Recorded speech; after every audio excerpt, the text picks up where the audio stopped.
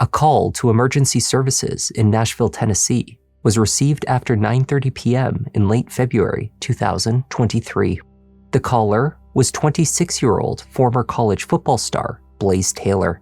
His girlfriend, 24-year-old Jade Benning, was suddenly very ill. She was nearly 6 months pregnant. EMTs were told that Jade was experiencing the sudden onset of a severe allergic reaction. Is she awake right now? Yeah. And do you think she's having an allergic reaction to food? I don't know what's happening. She's got sick on her mouth and she's shaking. At the hospital, however, questions emerged. What Jade was reacting to was not allergies. In her final moments of consciousness, the young chef seemed to have recognized what was happening to her, and she had the presence of mind to dial a friend's number and expose her killer. And as I was walking back to my car, I get a phone call from Jade, and I answered it, and I was like, hello? Just normal. And she immediately starts saying, what did you do? What did you put in my drink?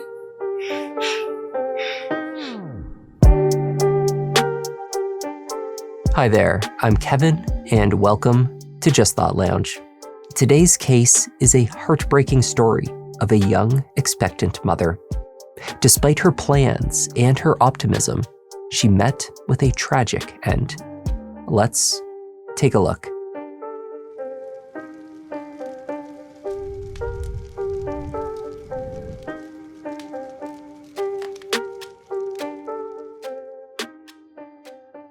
In late February 2023, Jade Benning was almost 25 years old.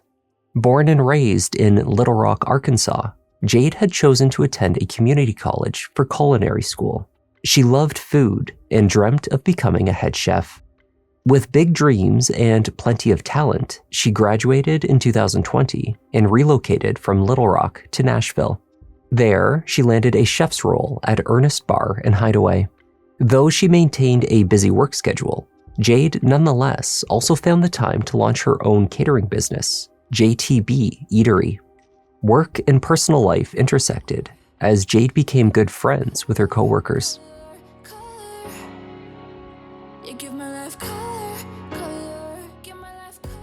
She remained close to her mother, Bridget, with whom she spoke most days, as well as her childhood best friend since the tender age of 6, Najea Jackson. Jade's dating life was active as well. Indeed, in early November 2022, the results of an at-home pregnancy test came back positive.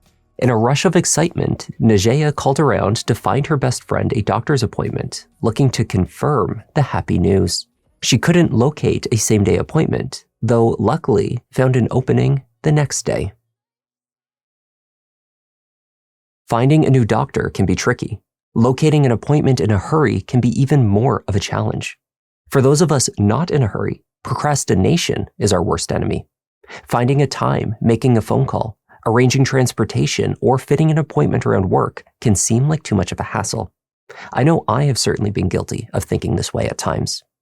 Thanks to the sponsor of today's video, ZocDoc, you can find an appointment quickly and easily.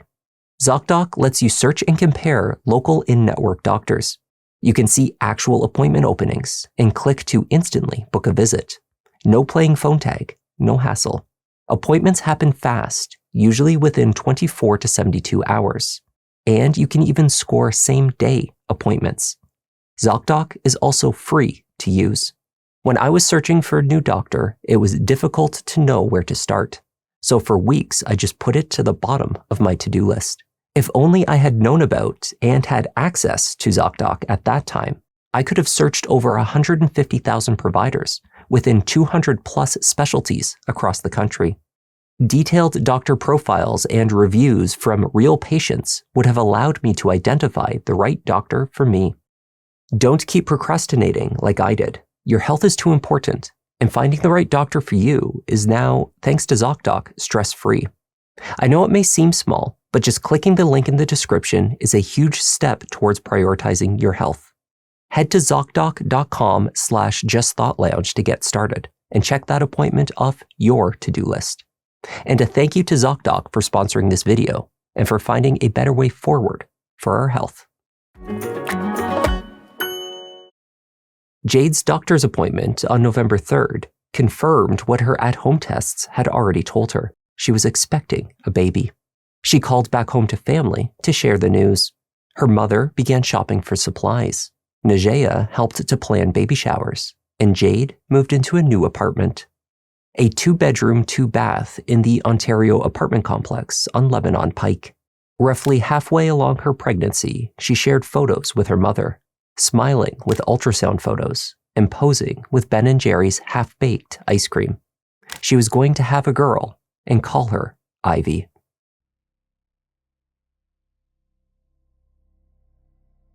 At 9:38 p.m. on February 25th, 2023, a call was placed to 911 from Jade's unit at the Ontario apartment complex.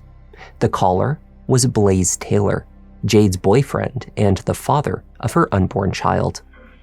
911, what is the location of your emergency? I'm not sure. It's on Brown Pike. I'm at a friend's house, and I think she's having an allergic reaction. Let's see, I guess I'll follow up with her so we can find her. I don't know. It's an apartment complex. Is there a male with her? I'm looking around. Just give me a second. I'm looking around. I don't know what's going on. Is she awake right now? Yeah. And do you think she's having an allergic reaction to food? I don't know. We got cookies and pasta. I don't know what she's done. If she's done anything today or anything, but everything was fine. And then I don't know what's happening. She got sick on her mouth and she's shaking. So you think it's possibly a reaction to not having food? Is that right? I think so. I don't know. I don't think she's allergic to anything. I don't know. So right now, because she's awake and apparently she's moving air freely, she's not struggling to breathe or wheezing or anything like that. No, but it looks like she's throwing up some. I don't know what to do. Oh, is there anything else I should be doing? Okay, and then does she have an EpiPen? Do you have an EpiPen? Do you have an EpiPen?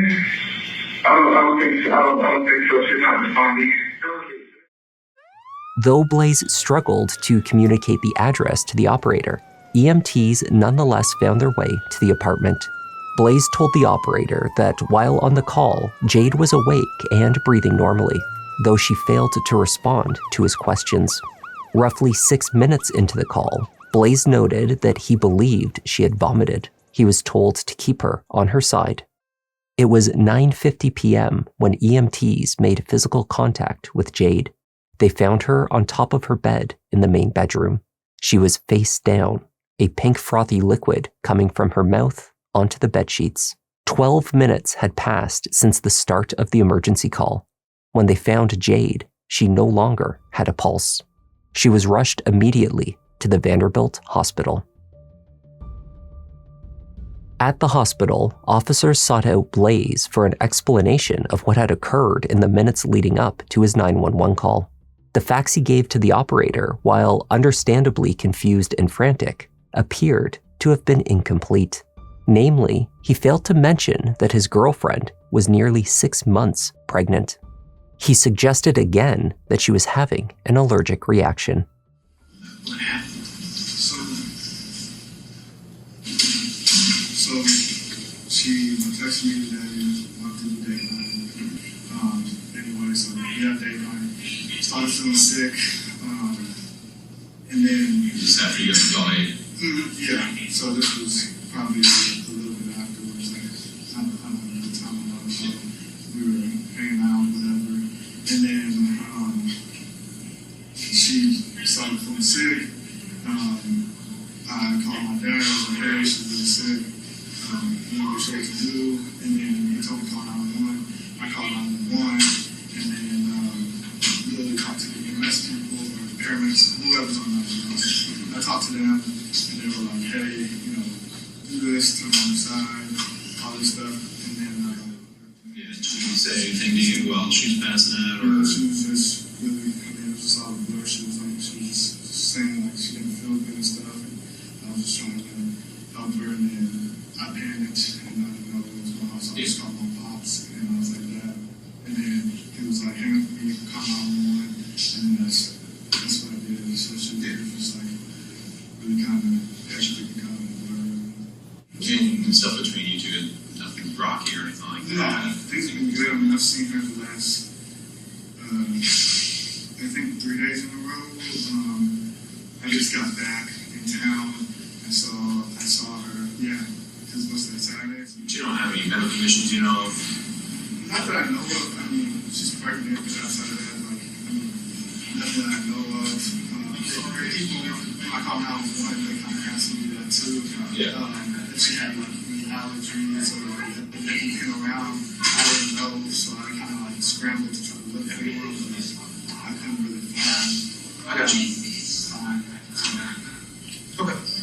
Well, that's appreciated. You could sit down. When Jade arrived at the hospital, she did not display symptoms consistent with an allergic reaction. No rash, no itching, no swollen tongue. Initial tests did turn up abnormal results, however. They found that Jade had consumed a significant dose of cocaine.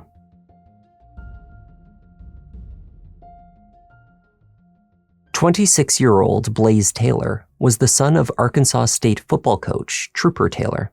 After making a name for himself in high school football, Blaise earned a scholarship to play at his father's school. Blaise was a 4-time team captain, serving in that role during every year of his playing career with the Arkansas State Red Wolves.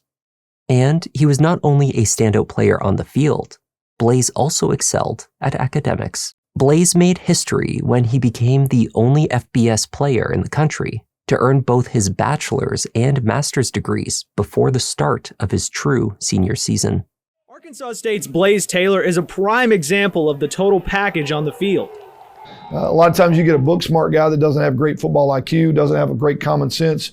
He's that rare combination of both. It's just humbling and it's an honor just to know that I was the first to do something when so many great people have came before me and kind of paved the way for me to do what I did. He has his eyes on another conference championship.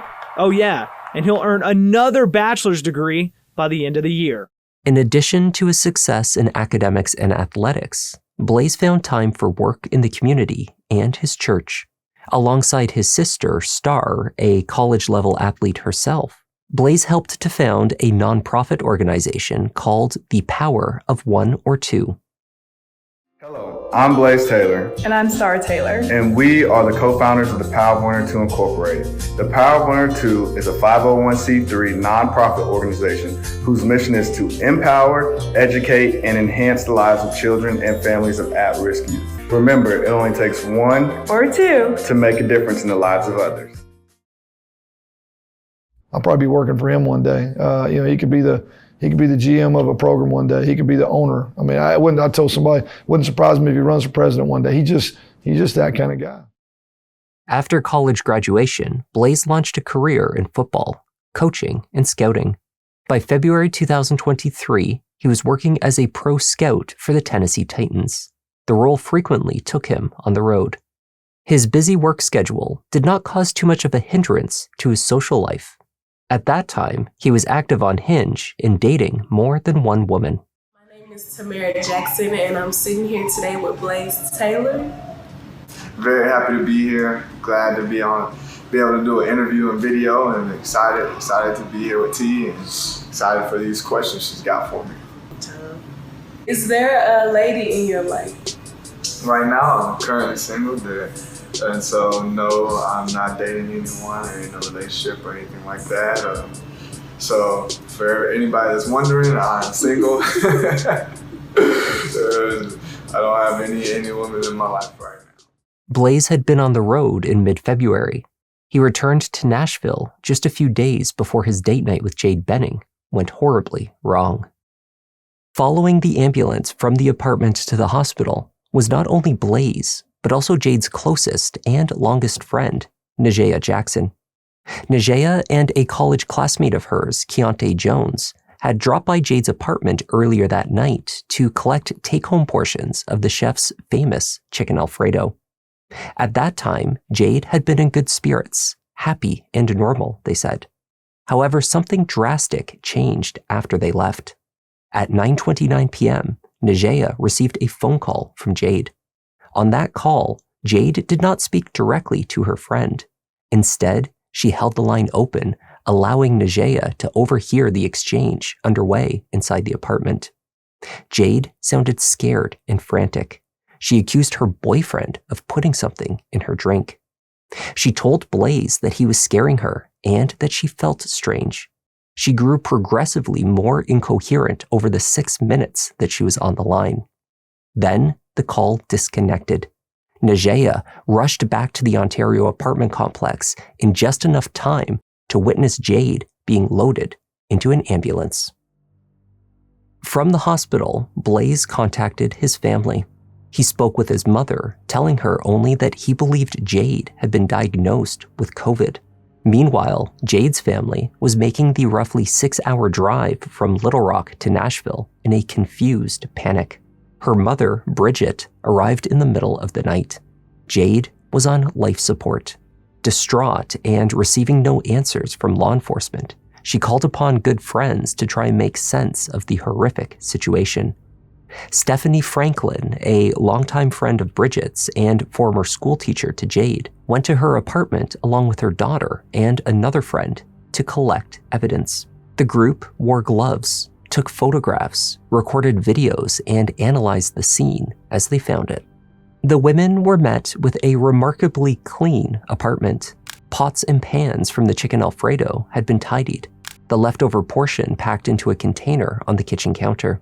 On the stovetop was a baking tray with a handful of cookies still sitting out.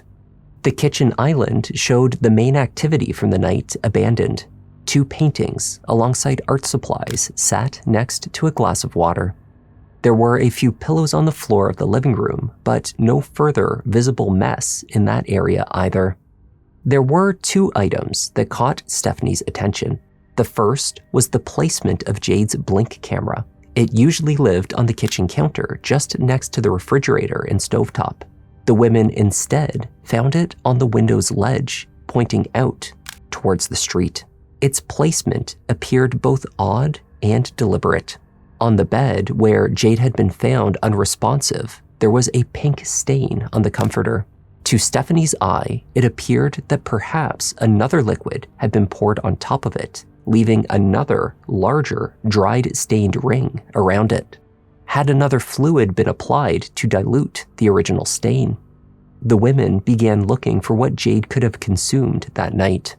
In her refrigerator, they found a jug of pink fruit punch and one of lemonade. These they handled, removed from the fridge, and left out for investigators. From the bedroom, they seized the comforter, placing it with their gloved hands into a garbage bag, and then carrying it from the apartment. They later handed it off to Jade's parents, ostensibly for safekeeping. The amount of oxygen Jade lost before she was resuscitated proved too much. Doctors sadly advised family that she would never wake up. On March 6, 2023, Jade Benning was removed from life support. It was her 25th birthday. Her baby girl, Ivy, had died days before. Dr. Aaron Carney, the medical examiner, found that Jade's cause of death was a cocaine overdose, though she left the manner of death as undetermined. Family and friends strongly believed that the young chef had been murdered, but medical science and autopsy findings alone could not prove how the drugs entered her body, nor who put them there. So investigators began looking into the relationship between Jade and Blaise Taylor. What they found was a less than excited father-to-be. Blaise and Jade first connected on Hinge in January 2022. They messaged on and off for a couple of months before the correspondence died off. Then, in August, they reconnected and agreed to meet in person. After their first date, the romance progressed rapidly. At least, their physical connection did. When Jade confirmed her pregnancy in early November, she was already approximately 7 weeks along. The two were still newly dating and not exclusive when they were faced with the decision over their future as parents or not. After some contemplation, Jade made her choice clear. She wanted to keep the baby, whether Blaise was involved or not. She did, of course, hope that he would be open to being a father. But the former football star did not receive the news of her pregnancy positively. Jade texted her mother stating that telling him did not go well, and that Blaise wanted her to have an abortion, wanted no involvement, and did not want the child to ever know him. On November 6th, Jade sent a message to Blaise parting ways. She would honor his wishes not to be involved, but leave the door open for him to change his mind. She wrote, "I think it may be best that we go ahead and cut ties and communication between us. You said how you felt and stated that moving forward you want no part, so I will let it just be that. I will not involve you at any point. I will love this child unconditionally, with or without you." Jade finished by letting Blaise know when her next appointment was with her OBGYN, should he change his mind and wish to attend. He did not. The two broke off all communication until New Year's, when Blaise started calling again. When Blaise reached out to reconnect with Jade, it was unsolicited, but not unwelcome. Jade's response to his apparent change of heart was consistent with who she was as a person, unfailingly optimistic. They began to spend time together once more, not explicitly as a couple, but with the intention of getting to know one another better. Throughout this period, however, Blaise's position towards the pregnancy had not fully shifted. He was still uncomfortable with announcing that he was the father. In fact, he and Jade agreed to a formal paternity test after Ivy was born. In keeping with his wishes, Jade had kept her pregnancy news under wraps, sending photos and updates only to close friends and family, but never posting more widely on social media. Nonetheless, she was happy to continue spending time together, to see where things may lead. With this in mind, Jade planned their evening on February 25th. 2 blank canvases, paint supplies, dinner, and fresh-baked cookies. She snapped a series of photos throughout the evening. At 6:48 p.m., dinner was set. Najea and Keontae arrived for a brief visit sometime around 7:30. They stayed for about 15 minutes. By 8:29 p.m., Jade captured the progress of their artwork. Hers, a colorful display of stripes and inspirational words. His, a blackened canvas. Both were intended to decorate Ivy's nursery. At 9:10, the photos showed the paintings were nearly complete. The next activity was between 9:24 and 9:28 p.m. when the two took photos with their artwork, then took silly and affectionate poses together in the kitchen. Only 1 minute after the last photo was snapped, Jade placed the call to Najea, the call that would send her friend racing back to the apartment in a panic. The medical examiner later determined the significant amount of cocaine ingested by Jade had to have been taken orally roughly 30 minutes before she began displaying the severe reaction that led to her collapse in the bedroom. That meant that she likely consumed the dose sometime just before her painting was completed. The drug was already working its way through her system throughout the 4-minute period that she posed joyfully with her baby's father. Investigators searched the apartment on February 26th.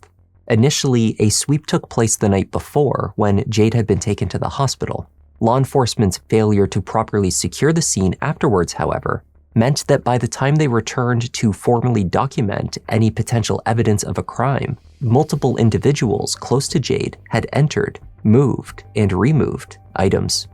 The jugs of fruit juice and lemonade were secured for testing, as well as the glass that Jade was believed to have used that night. The dinner food, containers, and other kitchen items were tested. No cocaine was found in the apartment, nor was there any trace of the drug in either of the pink-colored drinks or any drinking glasses. Yet, it was indisputable that Jade had consumed the drug orally. The only explanation was that a drinking glass, liquids, and traces of the drug had either been removed from the scene or thoroughly cleaned. Jade had not maintained a subscription for her Blink camera, which functioned only as a live feed. Had it been recording, however, its location next to the bedroom window would have ensured that it did not capture anything of evidentiary value in the kitchen, nor what transpired on Jade's bed. The apartment building had surveillance, which could have captured movement to and from the unit that night, if Blaise had disposed of items, for example, before EMTs arrived. But investigators sought out this footage too late. It had already been deleted. The vomit-stained comforter taken from the apartment tested positive for cocaine. However, there was not much value in this finding. It did not link the drug to Blaise, and no other item did either. For months, investigators continued to search for answers. It was the year following Jade's death before prosecutors believed that they had enough evidence to proceed with murder charges. In March 2024, a grand jury indicted Blaise Taylor. Can I ask your name? Blaise. Blaise, I need you to step out of the car for me, okay? U.S. Marshals arrested him in Utah, where he was working as a football coach. What's your last name? Taylor. Cool. Put your hands behind your back for me, okay? What's wrong? You've got a warrant out of Tennessee for homicide. He had recently been hired to join the staff at Texas A&M, but instead would stand trial for murder.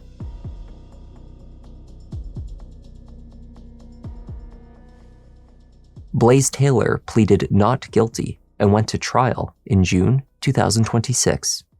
At the heart of the prosecution's case are Jade's own words, the last ones she would speak while on the phone to her friend, confused and rapidly showing symptoms of the drug that was in her system.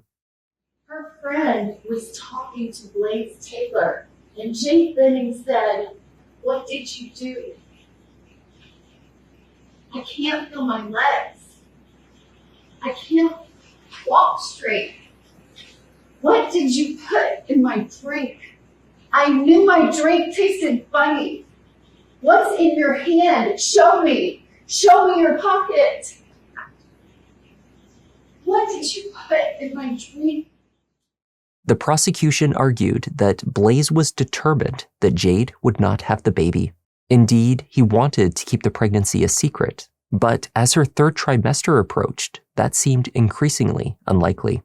Jade was actively planning baby showers in both Little Rock and Nashville for her birthday, only days away. By March 6th, the news would be out. Instead, she died that day. Blaise's defense was unrelenting in their questioning, attempting to murky the waters of every witness and dissect and deflect every statement. They argued that the integrity of the evidence was compromised by poor investigative practices. They pointed to the medical examiner's inability to categorize the death as a homicide. Indeed, the manner of death remained undetermined even as the case went to trial. Crucial to their argument, however, was the assertion that Jade chose to take the cocaine. Their client did not do drugs. He did not even drink. But Jade Benning, they said, had a history of drug use. You'll hear that she was involved with marijuana. You'll hear that she was involved with Adderall. You will hear that she was involved with the weed cartridges. I think they call it resin. You'll hear that she was involved with mushrooms, that she would take mushrooms. And you will hear that she also drank a lot until she was drunk oftentimes. I cannot rule this a homicide. And the reason she's going to tell you she cannot rule this a homicide is because of the circumstances surrounding Ms. Benning's death. Najea Jackson told the jury about her best friend, who had been more like a sister to her. Jade was a very outgoing, charismatic, go with the flow type of girl, a girl that never met a stranger. She didn't care your socioeconomic background. She didn't care your gender, your race. She would meet anyone and become their friend the same day. Jade and Najea were in contact daily. They shared everything with each other. When Blaise told Jade that he did not wish to be involved in their child's life, Najea sought to reassure her friend that she would still have all the support she needed. I told her that we're sisters at the end of the day. So if I have to be the baby's dad,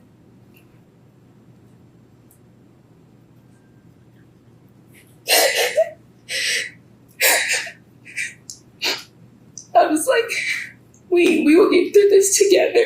I always reassured her that she's never alone. Through tears, Najea told the jury about the phone call that she received from Jade on the evening of February 25th. And as I was walking back to my car, I get a phone call from Jade, and I answered it, and I was like, hello? Just normal. And she immediately starts saying, what did you do? What did you put in my drink?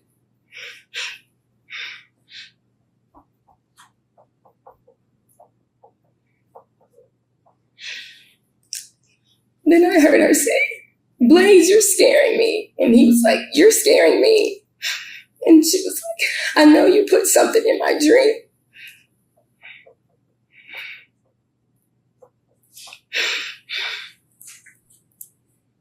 She's like, I knew my drink tasted funny. And she was asking him to empty his pockets.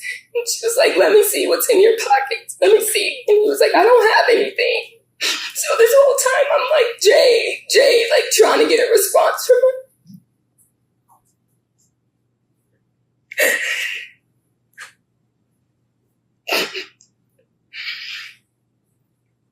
So because I didn't get a response from her, I texted her and I was like, are you talking to me? What's going on? And then she was like, I know you put something in my drink because I can't even walk to drink.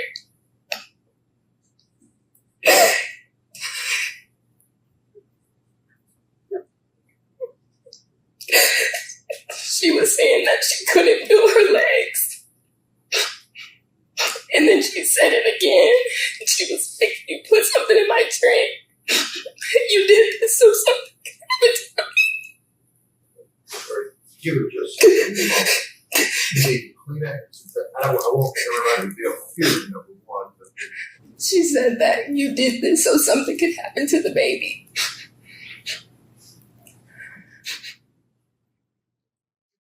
Blaise was heard on the phone call making only two statements. The first was that Jade was the one scaring him. The second was his denial that he was carrying anything in his pockets. Najea did not hear him questioning Jade's other accusations.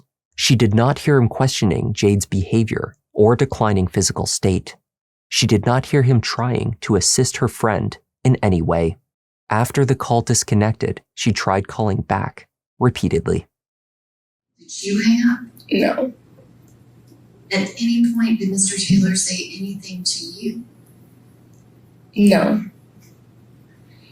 And what did you do after that line got cut? I called back.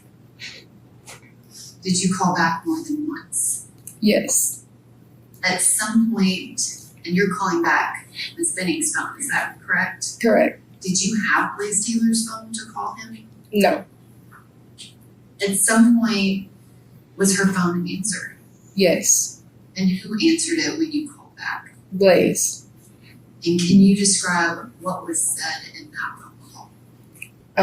I answered the phone, and he answered the phone, and I was like, Blaise, like, what's going on? What's going on? Like, FaceTime me. Like, let me see her.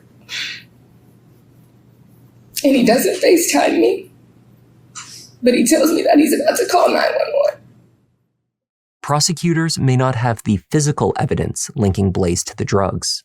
What they did have was a potential pattern of behavior. Jade Benning was not the first girlfriend of Blaise Taylor's who became pregnant with his baby. She was at least the third. The former football player's college girlfriend, Apple Denny, took the stand to explain her experience dating Blaise Taylor. When she became pregnant at the age of 19, she felt unprepared. She panicked at the thought of becoming a young mother. Blaise was accepting of her decision not to keep the baby. However, Apple also told jurors that she knew of one additional pregnancy, another woman whom Blaise dated, albeit briefly, in college. She too became pregnant, but unlike Apple, she considered raising the child. Blaise's reaction was less accepting in that instance, she said.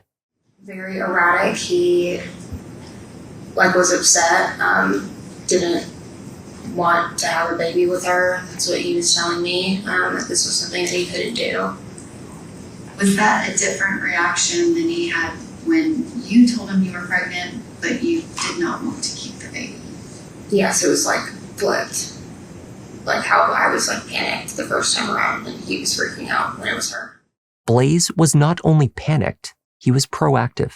According to Apple, he was seeking ways to force the decision that he wanted, even if that meant sneaking a pill into her drink.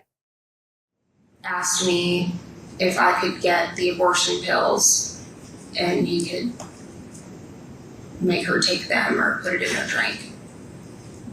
Did you do that? Did I get the pill? Yes. No. Was that even, not saying that you would agree to do that, but is that even possible? No. And did you explain that to him? Yes. And you said that it went over a couple of days. Did he talk about anything else that he might be able to get to put in her drink? Yes. And the things that he was mentioning, how did he get the information? He said he was looking stuff up on his phone. I couldn't see what he was looking up, but he had his phone in his hand. Investigators found no text messages, search history, financial transactions, or witnesses indicating that Blaise Taylor had ever purchased, handled, or sought out cocaine prior to the poisoning. Prosecutors speculated that Blaise was aware that the drug was known to cause spontaneous abortions and severe pregnancy complications, but they could not prove that Blaise had ever accessed such information. What they did find from his phone data were messages that he exchanged with yet another woman. Her name was Xavier Winford. They had known each other since at least 2017. On February 24th, the day before Blaise agreed to his dinner and painting date with Jade, he was messaging Xavier, telling her that she should not doubt him or their relationship. Blaise wrote, "Everything is going to work out. I love you, and I need you to love me back and be in love with me. I just want us to be happy together." Blaise continued his relationship with Xavier after Jade's death. In fact, when police tracked him down in Utah and arrested him on murder charges, she was in the car right next to him.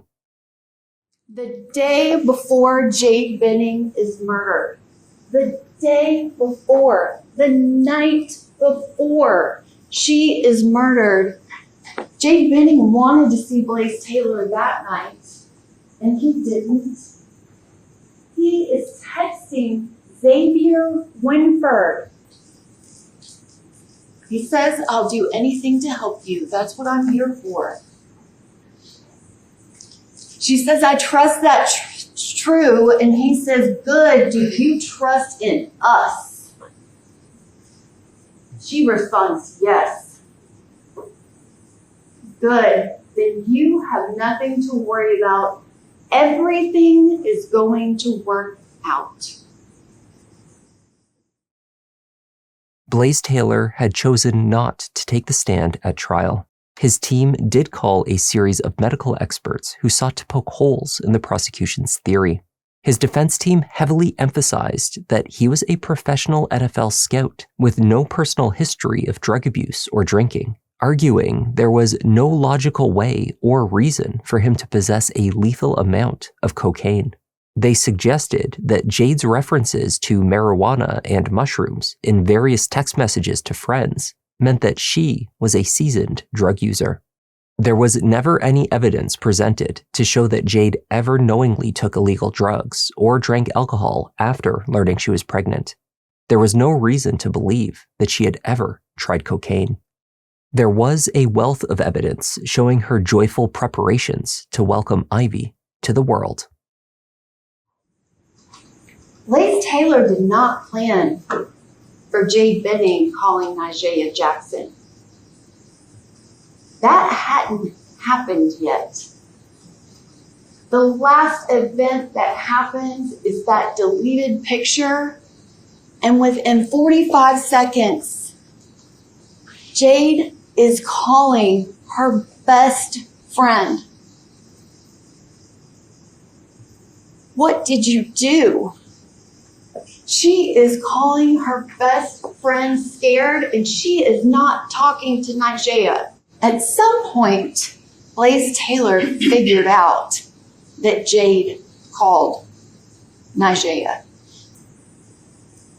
Nigella Jackson's testimony was unimpeached about what she heard her best friend said and about what happened that night. Blaise Taylor did call 911. He did. But he already knew that Nigella had been on that phone call. That he already knows she's on the way. I submit to you that call to 911 by Blaise Taylor is because Jade messed up the plan. He knew Nigella was coming. That's why he called. The defense questioned the toxicology results. One test showed the presence of cocaethylene, metabolized cocaine alongside alcohol. Every expert agreed that it would only be present if alcohol and cocaine were consumed simultaneously. Though the amount found in Jade's system was so small, it was suggested that the ethylene could have been sourced from common food items, not an alcoholic drink. The vanilla extract in Jade's cookies may have been enough to produce this result, for example. The defense argued that it was far more likely that Jade had taken the liquid cocaine in an alcoholic drink. If that was the case, she must have known what she was consuming. The taste of alcohol would have been obvious, particularly to a professional chef with a refined palate. One thing they cannot get away from is that she had cocaethylene in her system. They can't get as much as they would love to. They told you first it was coming from vanilla extract. Don't do it. Don't believe it. Or two, because of some of the treatment she got at Vanderbilt. There is no treatment at Vanderbilt that leaves you with cocaethylene in your system when cocaine and alcohol come together. That means, think about this, that means that he would have had to put cocaine and alcohol in either her water or her lemonade. And the chefs have sensitive palates. They taste food. That's what they do. They'll taste something and they'll tell you what ingredient is in it because they're trained that way. She didn't taste alcohol or cocaine. Neither one of them. And the amount that they're saying that he gave her.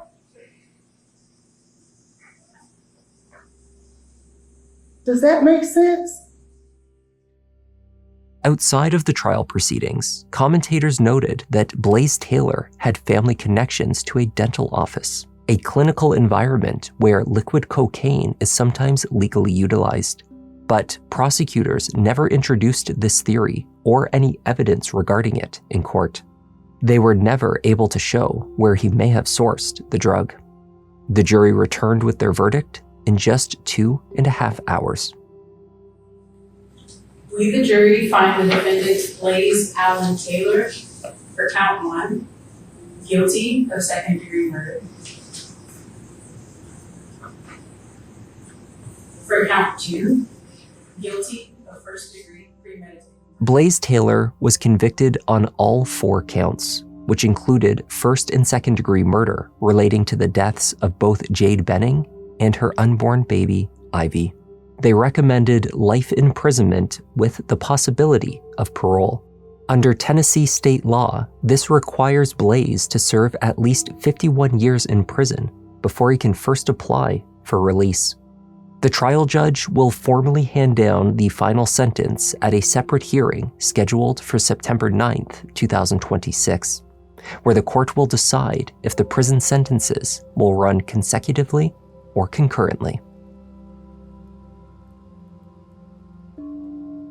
Jade's mother told the court about her daughter's vibrant personality, her successful catering business, and how incredibly excited she had been to welcome her baby girl, Ivy. Following the verdict, they expressed the severe trauma of having to listen to the defense team spend days falsely attacking Jade's character and labeling her a drug user. Now, however, they feel some relief, as justice was served. And that was the tragic case of Jade Benning and her daughter, Ivy. Thank you for joining me. This week, I would like to welcome our newest Sherlock Holmes members, KK, Space Cowgirl, Cake Cakes Cakey, Miss Bianca, Little Crazy in Arizona, Jacob Squara, Limey, Michelle Gonzalez, and Behold, a Pale Horse. Welcome to the lounge. It's great to have you here. I'm Kevin. This is Just Thought Lounge, and I'll see you in the next one. You see how Newton got his back? Yeah, the content that you need, this could be a new sign. We talk in the comments, they jot in a few lines. Tune in and hit like, love that, it's too kind. Feels like the whole world is online for true crime. Watch them on a run, but it's not a race. Really hard to disappear, poof without a trace. Sherlock Holmes with it, I put you in your place. Got my smoking pipe, only right, I crack another case like. I need that feeling that you brought. Who learned the lesson that you taught? To make a killing's what they saw. Found out the lounge just what you thought. Found out the lounge just what you thought. Cases that really make you think. Found out the lounge just what you thought.